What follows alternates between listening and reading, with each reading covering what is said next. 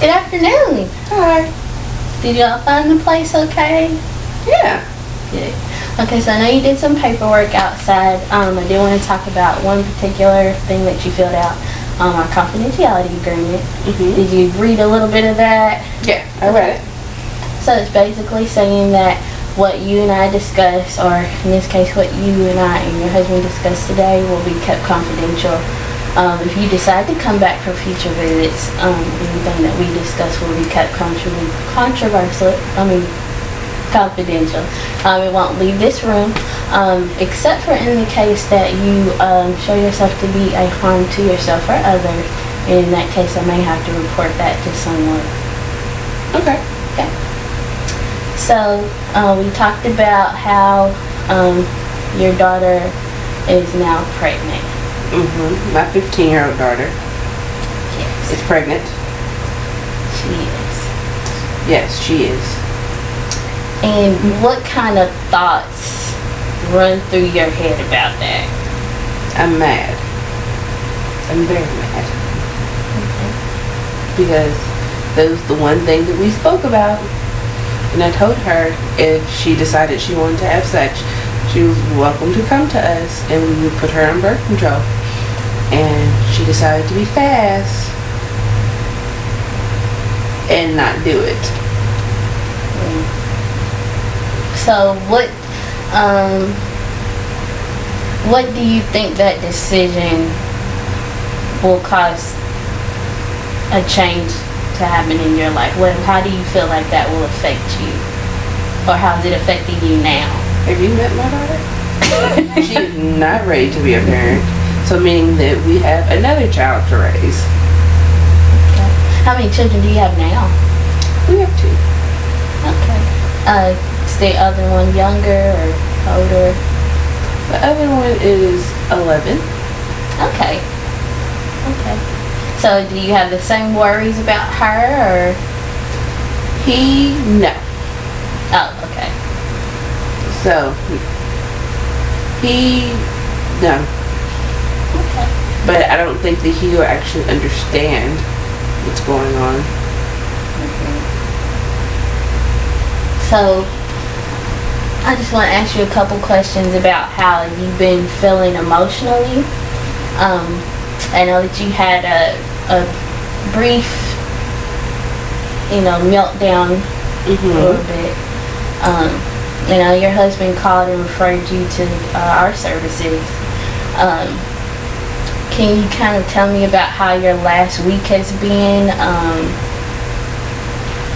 Well, I think what caused the meltdown was because I felt like a failure. Because I tried to be open, and the one thing that I tried to prevent happened. Mm-hmm. And so it kind of overwhelmed everything. And having to deal with, now our child is pregnant and she is so young, and the future that I wanted for her isn't going to happen. But since of all that, it's been pretty steady. I am speaking to her, and and I can't say that I'm disappointed. I'm just upset that this is the road that she took. Okay. Have you been getting any sleep? How is your sleep? Have you been sleeping a lot or not very much at all? It's hard for me to go to sleep because my mind's racing. But when I am asleep, I kind of want to stay in bed, and I don't really want to get up and really do anything throughout the day until I absolutely have to. They're pretty much old enough where they can get themselves to school. We can get them out and get themselves to school. Mm-hmm. But everything else is pretty lacking. I pretty much go to work, come back, and because sometimes I do work second shift and sometimes I work first shift, so it kind of, the sleeping schedule is kind of off. Because if I work the second shift, I'm in bed until I have to go to work, and then when I come back, if I work first shift, then I'm kind of lagging throughout that, and then when I get here, I just don't want to do anything. I kind of zone out. How about your work performance? I mean, it could be better, but And how do you feel like that's affecting you all's relationship? You think it's affecting our relationship?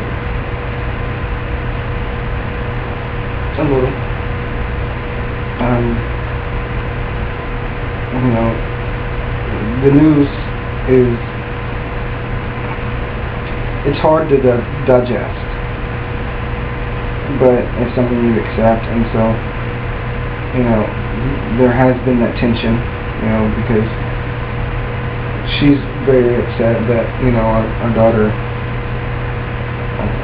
made some decisions that we questioned and that we felt like we were open about. And then, you know, along with that and her shift and the way it changes constantly, there's not really enough time to really sit down and just, you know, talk about it and get everything out there on the table. You know. So what have you been doing to cope with the stress, or added anger? I drink wine. Okay. Maybe like a glass or a couple glasses, or I drank a bottle the other night. okay. Is that becoming a normal thing, or is that just at one time? Maybe like twice a week. Okay. One more question I want to ask: how is you and your daughter interacting at home? It's better. I mean, there's no question of like loving her, but she isn't allowed. The freedom is cut off. I don't feel like I can trust her as much as I did, and so, you know, the gadgets are taken away, the cell phone. Her boyfriend's not allowed over. I don't think that he's been over since the news, so, and That must be more frustrating for you. yeah, because, you know, we let them, you know, hang out and stuff because, you know, we trusted her, and so now that the trust is broken, and now that we are here with a child coming into the world, I don't know. No, I mean, for me, I feel like we would think that he would want to be a part, you know, even though she's, you know, has that restriction, those restrictions on her, we wouldn't stop him from being a part of that baby's life because, you know, that's something they decided to do. Yeah. But the sad thing is that we haven't seen, you know, he hasn't offered or he hasn't tried to come by. It might be because of me, but When you say because of you, what do you mean by that? because I think I said things out of anger when she told us, and that might have been a reason why he isn't coming by. Okay. Well, I wanted to commend you all first off for taking control of the situation and for recognizing that you will have a big role in this. What I wanted to do most of all was to make sure that you have a structured environment around you and support so that you would be able to you know, stay in a stable mood. So one thing that I wanted to suggest is if you all were willing to participate in a group for parents of young parents. Those groups meet on Tuesdays. They go places together. They learn skills together. And it could be a good network of other parents that are experiencing the same things that you all are. And another thing would be for me and you to have, therapy sessions where we can learn more positive coping mechanisms for when you feel that high stress, so that you don't, take that whole bottle of wine. That could lead to some other issues. So we want to try to help you to find some other things there. And lastly, it may be helpful for you to journal some of your feelings.